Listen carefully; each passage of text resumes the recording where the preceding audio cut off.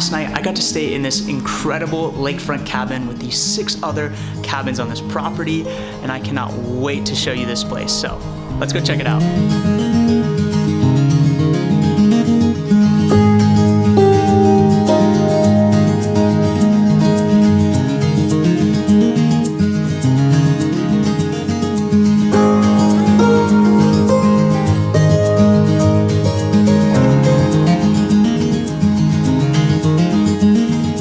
Alright guys, so welcome to Live Oak Lake, this beautiful 5-acre property set in the heart of Texas, here in Waco, which you've probably only heard of thanks to Chip and Jo from Fixer Upper.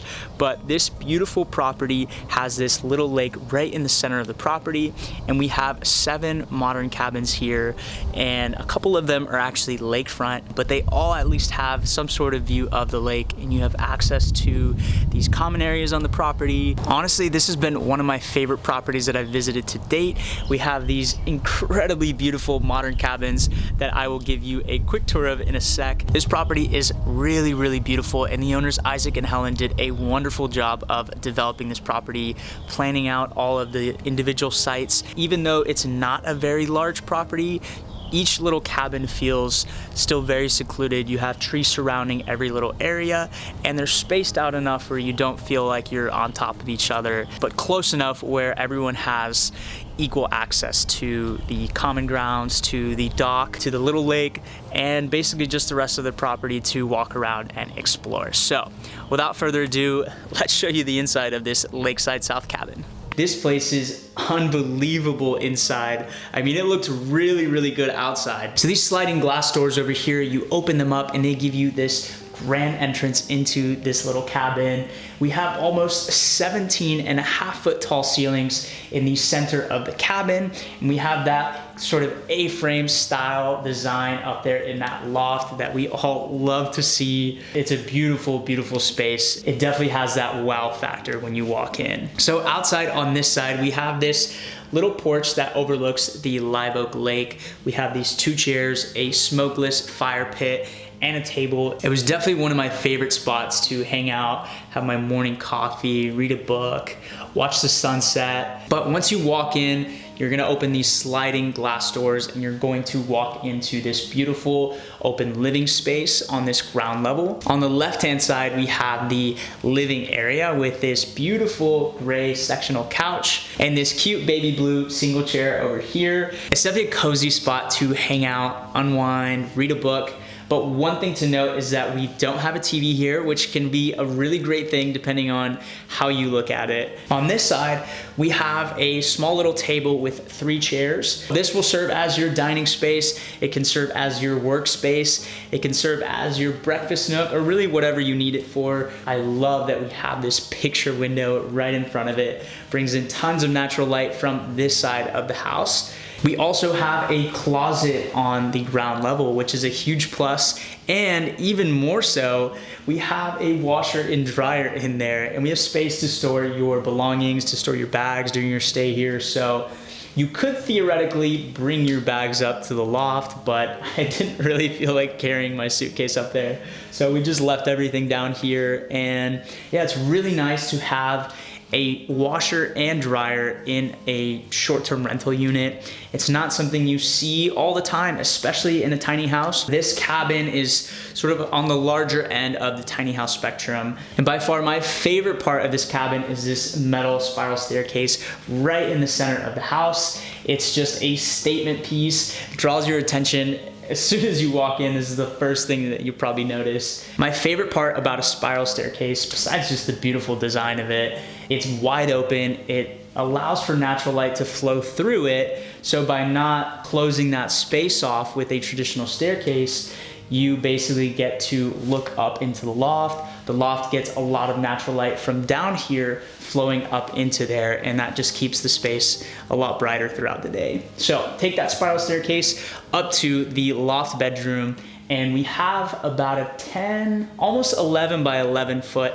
footprint up there. So you have plenty of room for walking around the bed. We have, I believe it's a queen size bed up there, and we have a skylight with a retractable blind. So if it gets a little bit too bright in the morning for you, you can close that when you go to bed. We have another window up there bringing in light from that back side. But other than that, it's a really comfortable loft. And then we also have a little bit of storage space up there to store your bags. They do have some space to hang stuff if you need to and store your luggage.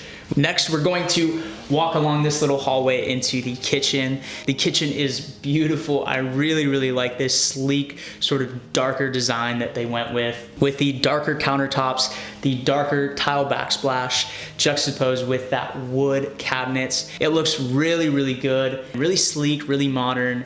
And I'm just a really big fan of the design. On the left-hand side, we have an apartment-sized fridge that is concealed with some cabinet panels. So you just open the cabinet and you have the fridge in there. It keeps the kitchen looking a lot sleeker than it does when you just see that big fridge. We have a microwave underneath the cabinet. It kind of looks like an oven, so don't be confused. That is the microwave. We have a dishwasher as well, which is a huge plus. I don't even have a dishwasher in my full-time tiny house, though I wish I did. We have tons of storage in the other cabinets for all of your plates, bowls, mugs, glassware, pots, pans, whatever you guys need. And we also have a 2-burner induction cooktop so that you guys can cook meals during your stay here. And last but definitely not least, we have a Chemex. You can make pour over coffee here, and they have one of my favorite kettles that I've ever used, the Fellow electric kettle. You can set the temperature of the water, which is super, super granular, but when you're really into pour over coffee, it is a game changer when you can dial in that temperature. You can even hold it so that while you're preparing the Chemex, while you're preparing the coffee, getting everything set up to brew, the water holds at that temperature and it's just next level. Really, really recommend it. And then of course, if you're not into pour over or you think it's just a little bit too much work, then they do provide an espresso that you guys can use. I did indulge in an espresso this morning, and I am not ashamed to say that it does produce a pretty delicious coffee and it's pretty easy to use, so I had to try it out. And then lastly, in that far left-hand corner of the cabin, we have the bathroom. And I wasn't saving this for last because it's bad by any means. It's actually a beautiful bathroom. On the right hand side, we have this beautiful vanity with some storage underneath, and we have a flushing toilet. And then on the left hand side, we have this shower tub combo with this beautiful dark tile. It's a beautiful bathroom, honestly. It's sleek. We have a big window in there, so it brings in a lot of natural light. If you wish, you can also close it, and you can even open the window. So you basically just unlatch it and then crank it out, and it fully opens, and that's pretty much it. But before we finish up, I know that a lot of people are gonna ask me about the actual size of the house. So the footprint of this cabin, we're sitting at about 13 feet in width with a length of about 26 feet. That gives us a square footage of about 338 square feet on the ground level, and then that loft measures almost 11 by 11. So total, we are at about 452 square feet. So just under that 500 square foot sort of limit of tiny houses on foundations. But I know a lot of you guys are interested in getting the dimensions of these places. This honestly feels like a really, really great compromise for those of you that are interested in going tiny, but may not be able to squeeze into something like my tiny house, which is 8.5 by 20 feet, sitting at 170 square feet. Of course, I have a loft bedroom. Of course, it's all relative, but I really do feel like this is that sweet spot. If I ever upgrade, or if I ever kind of move into something a little bigger, this is that optimal size for me, and I think it's gonna be optimal for a lot of you guys. All right guys, so that was a tour of the Lakeside South, one of their smaller cabins out here at Live Oak Lake. I loved staying here so much. The property is incredible. I just really loved sitting out here on this porch and enjoying my morning coffee, getting a view of the lake.